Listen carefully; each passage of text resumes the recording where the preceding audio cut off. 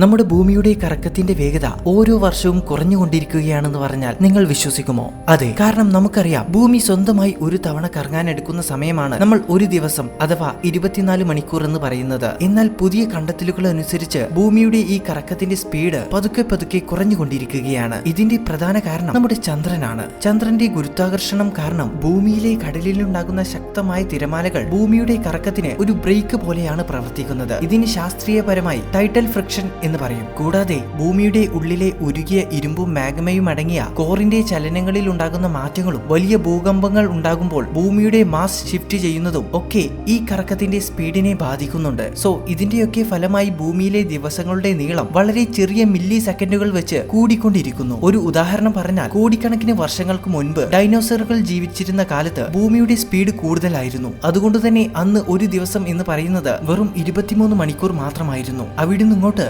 വർഷങ്ങൾ കഴിഞ്ഞപ്പോഴാണ് ഭൂമിയുടെ കറക്കം പതുക്കെയായി ഇന്നത്തെ 24 മണിക്കൂറായി മാറിയത്. നിലവിൽ ഇതുകൊണ്ട് നമുക്ക് പെട്ടെന്ന് വലിയ പ്രശ്നങ്ങൾ ഒന്നും ഇല്ലെങ്കിലും ലക്ഷക്കണക്കിന് വർഷങ്ങൾ കഴിഞ്ഞാൽ ഭൂമിയിലെ ഒരു ദിവസം എന്ന് പറയുന്നത് ഒരുപക്ഷെ 25 മണിക്കൂറോ അതിൽ കൂടുതലോ ആയി മാറിയേക്കാം.